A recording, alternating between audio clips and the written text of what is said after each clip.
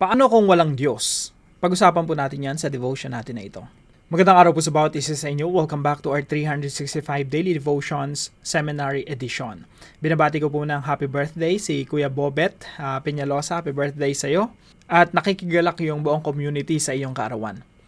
Now, yung topic po natin ngayon ay patungkol po sa presuppositional apologetics. Medyo mabigat, no? Presuppositional apologetics. Ano ba yan? Well, pag gumagawa po ako ng devotion, iniisip ko, okay, seminary edition tayo from A to Z. Tapos yung mga topic natin, minsan may hirap, mabibigat. Tapos at the same time, iniisip ko, paano ko ito ipapaliwanag sa isang subscriber natin na nakikinig sa atin right now na nagtitinda ng manok sa palengke, no? Na ang iniisip niya lang, paano maghanap buhay ito sa nakikinig dito sa devotion natin. So, quite challenging. Iniisip ko paano to maintindihan ng ordinaryong tao or mga hindi naman nag-aaral ng theology. Now, sisimplihan lang po natin yung ating topic and tandaan po natin, reminder, no? Gumagawa po ako ng extra video pa para sa mas malalim na talakayan. Sa bawat devotion natin, may kakambal na extrang video na para po sa mga interested na lumalim pa dun sa mga topics natin. So, presuppositional apologetics, ano ba to? Simple lang po ito mga kapatid. Sa seminary po kasi ito ay isang semester inaaral yung apologetics. Yung apologetics po, ito po ay isang semester nag-aaral kami paano depensahan yung pananampalataya.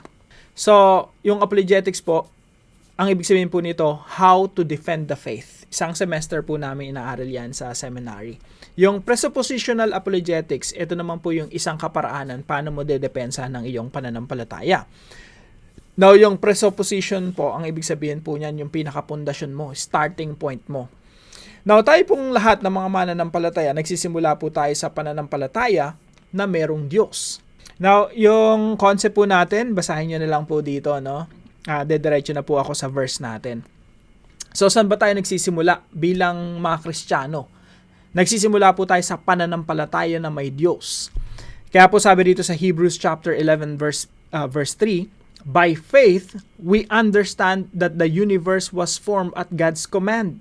Yan po yung starting point natin. Diyan po tayo nagsisimula lahat. Sa pamamagitan ng pananampalataya, naunawaan natin ang sanlibutan ay nilalang sa pamamagitan ng salita ng Diyos. At ang mga bagay na nakikita ay ginawa mula sa mga hindi nakikita. So, nag-i-start po tayo sa Genesis 1:1. In the beginning, God created the heavens and the earth. Now, balik po tayo sa tanong natin, no? Paano kung walang Diyos? Paano kung walang Diyos? Sabi ng iba, okay, kung walang Diyos, di ibig sabihin, na dito tayo sa mundo, mamamatay tayo, babalik tayo sa alakabok, tapos na. Wala naman palang Diyos, walang espiritu, wala tayong kaluluwa, walang heaven, walang hell, walang eternal life.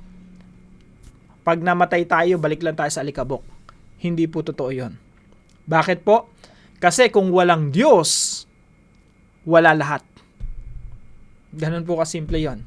Ganun po kahalaga na merong Diyos. Ang lahat ng meron ngayon na nakikita natin, yan ay creation. Kung walang creator, wala ring creation. The fact na naririto tayo lahat, yan ay pruweba na may creator. May creation, merong creator. Kaya po sa defense of the faith, sa pagtatanggol sa pananampalataya, sa presuppositional apologetics, lagi kang nag-start sa Diyos. Kasi the world makes sense because of God. The world makes sense. Yung mathematics, kaya may mathematics, kaya may logic, kaya may science, kaya may creation, kaya may gravity, kaya may tao, all because of God, may creator. Imposible pong magkaroon ng math, mathematics, logic, science, kung walang Diyos. Kaya yung tanong na, paano kung walang Diyos? Simple lang, kung walang Diyos, wala lahat. Nothing exists. So, yan po yung presuppositional apologetics. Mahaba po yan, no? Pang isang semester po yan. May na-masters pa yan, dinodoctorate pa po yan. 10 taong pag-aaral po yan. Pero, ano po yan, kung meron man sa atin interested aralin yan, maganda po yan. Kung may maisasuggest man ako ng system of apologetics, ito po yan, presuppositional. Para sa mga estudyante na nakikinig po sa atin, pwede nyo pong aralin ito. Now, dumako po tayo sa mga teachings natin ngayong araw. Number 1, The Bible is the highest authority. Mga kapatid, yung Biblia po, yan po yung highest authority natin. Since we believe that there is God, we also believe that the Bible is His Word. Yung Biblia po ang kanyang salita. At yung Biblia po, yan na po yung highest authority natin. Ano pong ibig sabihin ng highest authority? Ibig sabihin, pinapanampalatayahan natin na may Diyos at yung kanyang salita, yun yung Biblia, at wala nang mas mataas pa dyan. Meaning to say, hindi po tayo umaakto na para tayo yung judge. Para tayo yung hukom. Na, okay, andito yung Bible, aaralin ko nga to, tapos titingnan ko kung totoo to o hindi. Mali po yun. Yung Biblia, totoo yan. Mas mataas pa sa utak natin. Mas mataas pa sa reason natin. Hindi tayo nagbabasa ng Bible to judge the Bible, but rather, we read the Bible to judge us. Tayo yung ini-interpret ng Bible, tayo yung hinahatulan ng Biblia. Kaya kung ano yung sabihin ng Biblia patungkol sa atin, yun ang totoo. The Bible is the highest authority. Kaya pag sinabi sa akin ng Biblia na makasalanan ka, Russell, sasabihin ko, oo nga, makasalanan ako. Sorry, Lord. Sasabihin ng Biblia sa atin, dahil makasalanan ka, you need Jesus.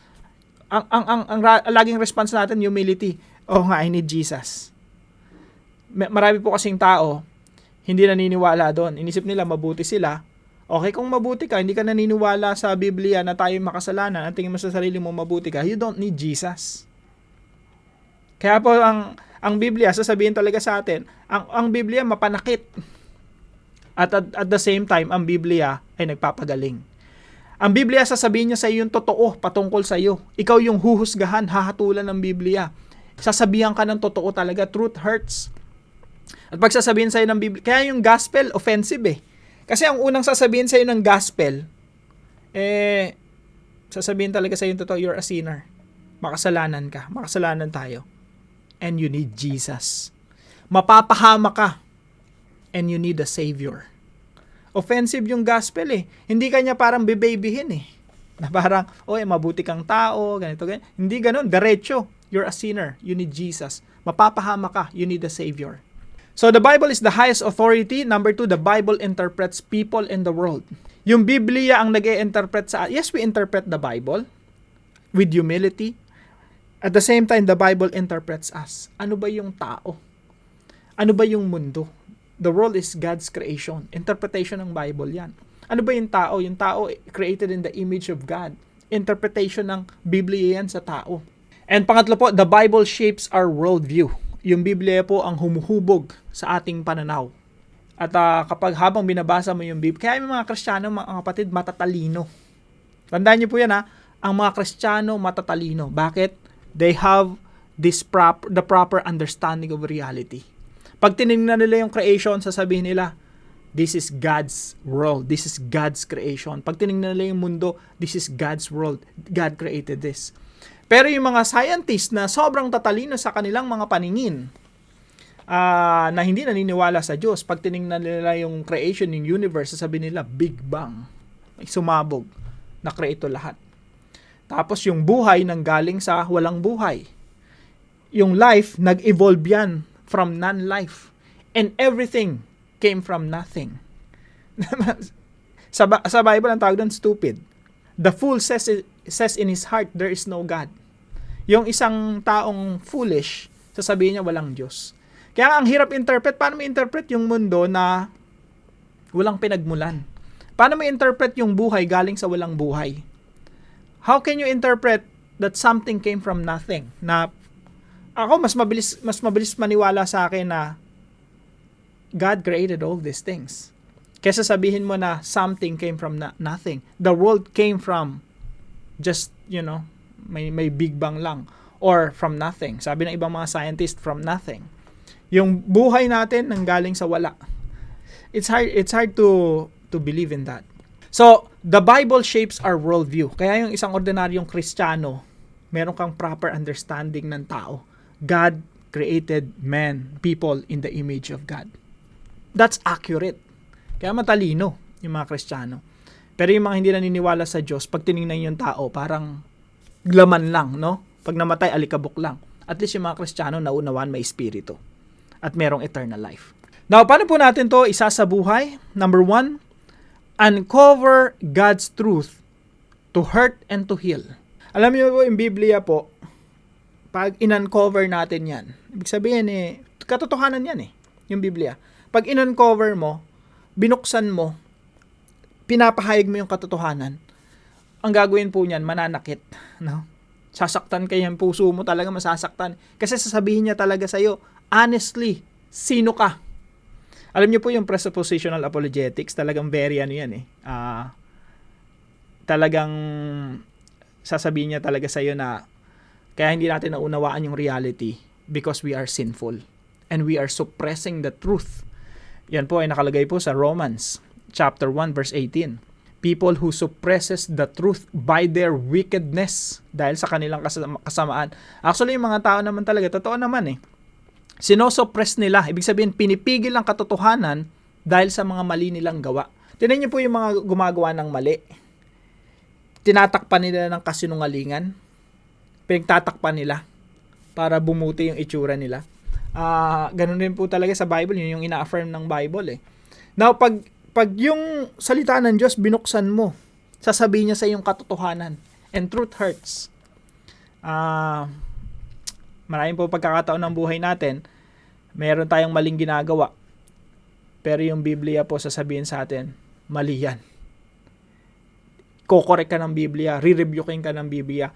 Ang tamang response talaga natin is humility. Lord, I'm sorry. Kamali po ako sa inyo. Mali po yung decision ko, mali yung relasyon ko, mali yung kabuhayan ko, mali yung sinabi ko, mali yung ginawa ng aking mga kamay. It will tell you the truth. At the same time, it will heal you. Pag naunawaan mo na meron kang karamdaman, you need a healer, you need Jesus Christ. And Jesus Christ will heal you. Pero pag tingin mo magaling ka, you don't need Jesus. You don't need a healer. Kaya nga sabi ng Panginoong Jesucristo, naparito ako, not for the sick, and not for the righteous, but for the unrighteous. Sabi ni Jesus Christ, ang isang taong magaling, hindi kailangan ng doktor. Ang nangangailangan ng doktor yung mga may sakit, yung nakita nila yung sarili nila may karamdaman. So, uncover God's truth to hurt and to heal. Pangalawa po, use God's word to interpret people in the world. Pag tinignan mo yung mga tao, tingnan mo sila in the image of God. They were created in the image of God. Pag tinignan mo yung mundo, tingnan mo yung creation, yung mundo na nilikha ng Diyos. Ini-interpret mo yung reality. Bakit ba ang daming korupsyon dito sa gobyerno natin? Because of sin. Yan ba yung original intention ng Diyos? No. Kaya, pag tinignan mo yung mundo, dapat makita mo rin, ma-interpret mo siya in the light of the Bible na right now, dahil sinugo ng Diyos ang Panginoong Jesucristo, right now, the world is being healed, being transformed, being renewed, and God is using you. Yan yung tamang pagkakaintindi ng mundo. Kaya point number 3 natin, understand the redemptive history of the Bible. Kailangan maunawaan natin yung redemptive history of the Bible, yung paano tinitingnan ng Biblia yung history ng sangkatauhan. And right now, makikita po natin, para po mabuo, para sa mga bago dito sa channel natin, yung Biblia po simple lang. Creation, fall, redemption, fulfillment, or perfection. Lumikha ang Diyos, napakaganda, ang ganda ng plano ng Diyos sa lahat ng kanyang nilikha, sa mga tao, sa mga bansa. Nahulog ang tao sa pagkakasala, naging korap, naging masama, nagdulot ng pagdurusa. Pero sinugo ng Diyos ang ating Panginoong Jesucristo to start the work of redemption. Pagtutubos, pagsasaayos, pagpapagaling. At yan po ay makukompleto sa huling parte ng kasaysayan ng sangkatauhan. Kaya po ngayon, nandito na tayo sa proseso ng pagpapagaling, proseso ng pagre-repair, proseso ng pagsasaayos, proseso ng restoration. At kapag may nakita kang pangit yung relasyon mo, pagandahin mo. No? Ikaw ay agent of change ng ating Panginoong Jesucristo. Gagamitin ka ng Panginoong Jesucristo magdulot ng pagbabago sa iyong pamilya, pagsasaayos ng iyong mga relasyon, pagsasaayos ng negosyo, pagsasaayos ng mundong ito. Para po sa ating discussion, why is it important to understand the overview of the Bible? Bakit importante na alam natin yung kabuuan ng Biblia? Samahan niyo po ako sa panalangin. Lord God, I deeply desire to be shaped by your word. Let it renew my mind, direct my steps, and transform my heart. Make Scripture my daily delight, my guide in confusion, my anchor in trials, and my light in darkness. Teach me to think your thoughts, love what you love, and reject what is false. Help me not to lean on my own wisdom, but to trust completely in your truth. Let your word dwell in me richly, forming my words, decisions, and desires. Lead me by your word and conform me to Christ. In Jesus' name, amen and amen.